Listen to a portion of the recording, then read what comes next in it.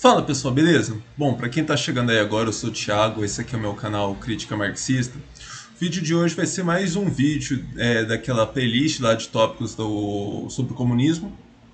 Mais um vídeo em cima desse texto aqui do Andrew Kleiman, que eu já vim comentando, né? Já tem 2 vídeos comentando esse texto. O vídeo de hoje vai ser um pouquinho diferente, porque normalmente eu vou pegando, né? Vou comentando passagem do texto. Tal. Hoje eu vou trazer vou pegar só uma frase, um parágrafo do texto que eu acho interessante, que vai trazer um tema. Mas aí eu vou discutir um pouquinho questões relacionadas, né, a essa história de socialismo em seu país e para manifestar aqui algumas opiniões, algumas coisas que vão aparecer ao longo dos próximos vídeos, mas é que tem até alguns pontos aqui que eu fujo, eu tenho uma opinião um pouquinho diferente da do Kleiman, algumas coisas que eu queria pontuar, até alguns temas que são polêmicas aqui, talvez que não sejam. Algumas polêmicas que o Kleiman talvez nem conheça, que não sejam tão polêmicas lá nos Estados Unidos. Enfim, eu sei que são polêmicas aqui, polêmicas, né, que a gente está sempre envolvido aqui. Então eu acho que o vídeo de hoje vai ser uma boa para, enfim, enfrentar essa questão. Deixa eu ir lá aqui. É só esse esse parágrafo aqui que eu queria ler, que ele vai falar assim, ó. Não pode haver socialismo em um só país. O que acontece quando se tenta o socialismo em um só país é o capitalismo de Estado. Um sistema comandado pelo Estado que ainda está incorporado na economia capitalista global e que ainda está preso em uma batalha competitiva com capitais em outros lugares do mundo. Então veja, eu acho que eu concordo plenamente com ele com esse ponto aqui, mas aqui a gente traz esse parágrafo aqui traz uma série de questões que eu acho que merecem ser pontuadas. Então a primeira coisa eu vou tratar, eu coloquei até aqui no meu roteiro quase como se fossem princípios assim que vão nortear os próximos vídeos. Então aquilo que seria o primeiro princípio, assim, coisas elementares que eu trago, né? Até às vezes conversando comigo mesmo para tentar pensar esse problema. O primeiro é esse, né, que o socialismo em um só país, ele é aquilo, né, entre aspas, né, aquilo que seria um socialismo em um só país é, na verdade, um capitalismo de Estado. E aí eu vou para aquilo que seria o segundo princípio, né? Porque toda vez que a gente entra nessa discussão terminológica, já aparece aquela história, discussão acadêmica, coisa para acadêmico, o povão não quer saber dessas coisas.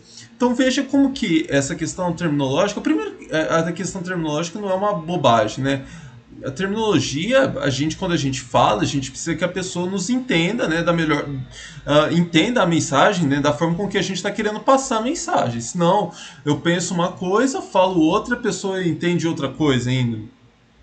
Assim, a linguagem não serve para nada, né?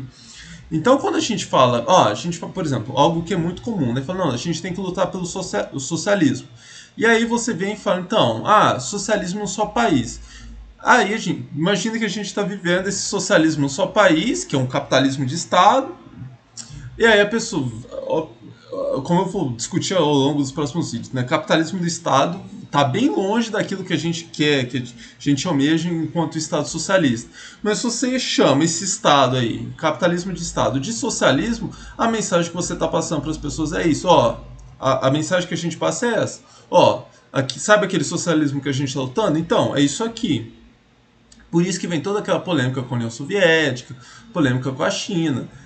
São casos com gradações diferentes, eu vou até comentar isso na sequência, né, de capitalismos de Estado. Eu acho que é muito ruim a gente defender a ideia de socialismo a partir desses capitalismos de Estado. Eu já vou chegar logo na sequência e dizer que a gente tem sim que pensar essa história de capitalismo de Estado. O problema da União Soviética, o problema da China não é uma questão, é uma incompetência dos indivíduos ali, não é isso que eu estou falando. Vou chegar nesse ponto na sequência. Eu sei que eu entrei aqui numa polêmica, aguenta um pouquinho aí que eu já vou chegar nela. Então, o segundo ponto que eu queria bater é nesse, né? Acho que essa diferença terminológica ela é importante. Eu acho que quando a gente, ao invés de ficar utilizando o termo socialismo só país, ou para descrever essas experiências soviéticas, a China, eu acho que capitalismo de Estado é um termo muito melhor. E aí a gente chega no terceiro ponto, né?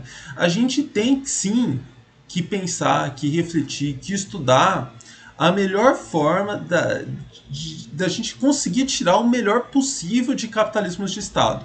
Porque, veja, eu acho que é muito difícil, isso nunca aconteceu e eu não vejo isso acontecendo num futuro, nem no longo prazo, a gente ter uma revolução mundial. De repente, assim, do dia 12 de setembro para o dia 13 de setembro, tem uma revolução mundial e a gente, enfim, salta pro socialismo. Acho que isso não vai acontecer. A gente vai ter provavelmente várias experiências que vão ficar meio.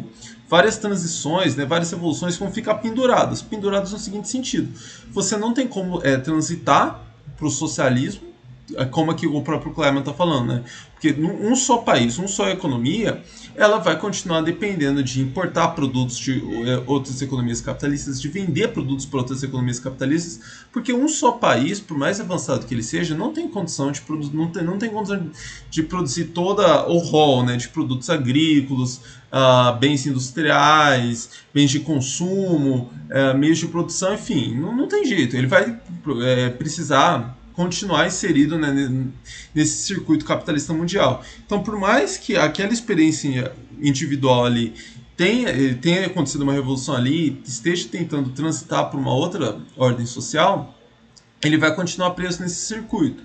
Então, isso não diminui o problema da gente. Então, a gente quer fazer uma revolução, mas como que a gente vai encarar, então, essa situação de ficar pendurado, né? Essa situação de fez uma revolução, mas não é possível transitar para um socialismo, né? O que vai acontecer nesse caso, enfim, o que aconteceu com todas as outras sociabilidades, né, o capitalismo de Estado. O que cabe a gente é pensar o que de melhor a gente consegue tirar do capitalismo de Estado. Então, a melhor forma, né, de elevar o padrão de vida da classe trabalhadora, às vezes até desmercantilizar alguns setores, né?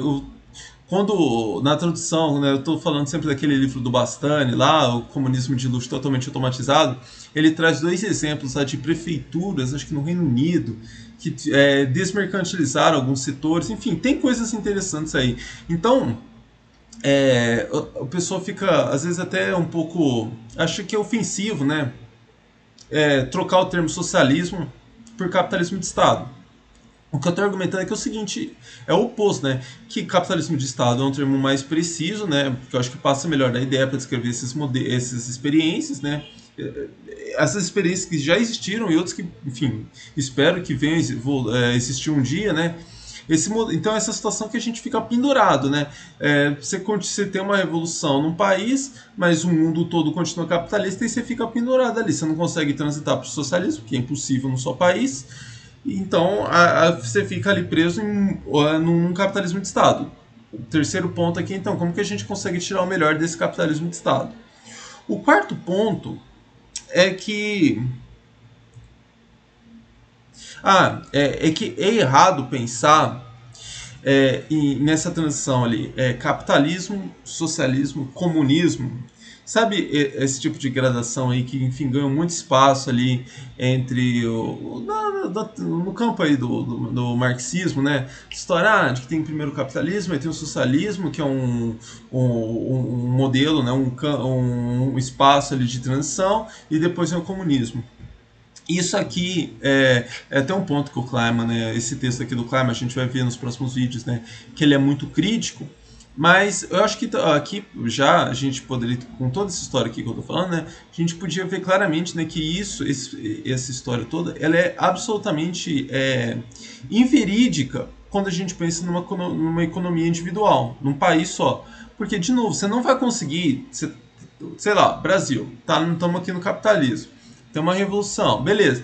A gente vai então para um modelo de transição, capitalismo de Estado, e aí depois vem o comunismo? Não. Por que não? Porque não é possível a gente atingir esse estado de comunismo, socialismo, num só país.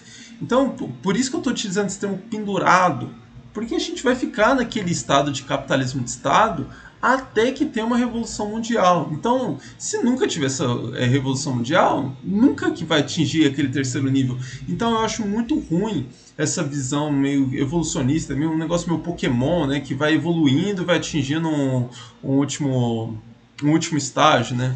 Nosso Pokémon foi antigo agora, hein? O pessoal mais novo não deve nem saber o que é. Mas, e aqui eu chego então no último ponto, né? Que beleza, então pode ter revolução num só país, vai ficar nesse capitalismo de Estado. O que de melhor a gente pode tirar disso, né? A gente já viu, então, vários modelos, né, várias situações que a gente poderia chamar de capitalismo de Estado, algumas, enfim, que a gente gosta mais, algumas que vieram, né, de um processo evolucionário, a União Soviética, a China, outras que, enfim, não tiveram nenhuma revolução, né, tem todo aquele, os países nórdicos, então são coisas completamente diferentes, né, modos completamente diferentes de ter um capitalismo de Estado. Alguns que a gente gosta mais, que são experiências assim mais enriquecedoras para pensar o futuro, outras menos.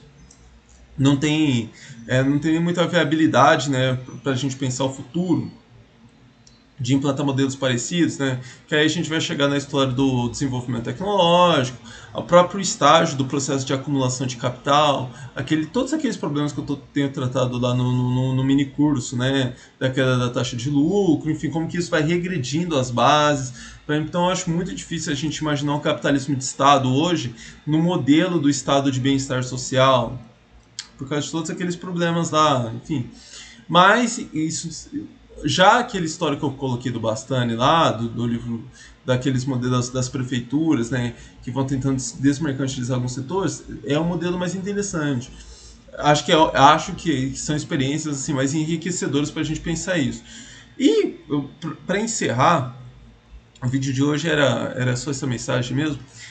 Eu tenho ainda uma hipótese, né, de que é um grande problema para a gente pensar isso, que eu não consigo ver nenhum modelo, seja esses existentes, alguns que, enfim, que eu fico aqui sonhando, de capitalismo de Estado que atinja um estado assim, de estabilidade que possa então criar quase que uma ordem social que não é nem capitalista nem socialista. Eu não consigo ver isso funcionando. E o que isso na prática significa? Significa que é difícil transitar, é difícil adotar-se um capitalismo de Estado e você conseguir se manter naquele capitalismo de Estado por um longo curso se não tem uma revolução mundial. Então provavelmente vai acontecer um momento que vai acontecer algo parecido com o que aconteceu com a União Soviética. A gente ainda não sabe o que vai acontecer com a China, mas a gente já viu o movimento da China, né, de indo mais na direção do mercado mesmo, um capitalismo mais típico, as dificuldades, o próprio caráter, as próprias impossibilidades, né, de ficar nesse capitalismo de Estado por um longo curso, se não vem e se a gente não consegue ir adiante, né? Então, essa reflexão, esse último ponto aqui é uma reflexão mesmo, um negócio que eu ainda estou refletindo, estou pesquisando, eu estou tentando encontrar outras formas de pensar isso. A própria China, para mim, é um tema muito controverso, né? É, há várias discussões, pontos, né, teóricos, né, que colocam a China bastante olhando para a China de maneiras muito distintas, né? Eu estou até para trazer um texto do Maito, né, que é o cara que estuda a taxa de lucro, né, que ele está mostrando que até na China está tendo uma queda da taxa de lucro. Enfim, a China é um tema muito cobrado aqui no canal, mas eu estou enrolando justamente porque eu quero acumular muito mais material, quero assim entender muito mais para poder discutir em detalhes. Bom, gente, então é isso. Agora os recadinhos do final. Eu já abri aqui aquela sessão ali na sessão comunidade aqui do canal, né? Dos questões e comentários pro episódio 3, né? Essa semana passada, né? Saiu o episódio 2. Então aqui eu já estou recolhendo as questões e comentários para gravar o episódio 3. E também, no mais, dê um joinha aí se gostou do vídeo, dislike se não gostou, pode criticar, se ainda não se inscreveu no canal, não perca essa oportunidade. O sininho tá com aquelas gradações e você pode escolher se você quer receber todos os vídeos, enfim. Então, gente, é isso. Um abraço e até a próxima.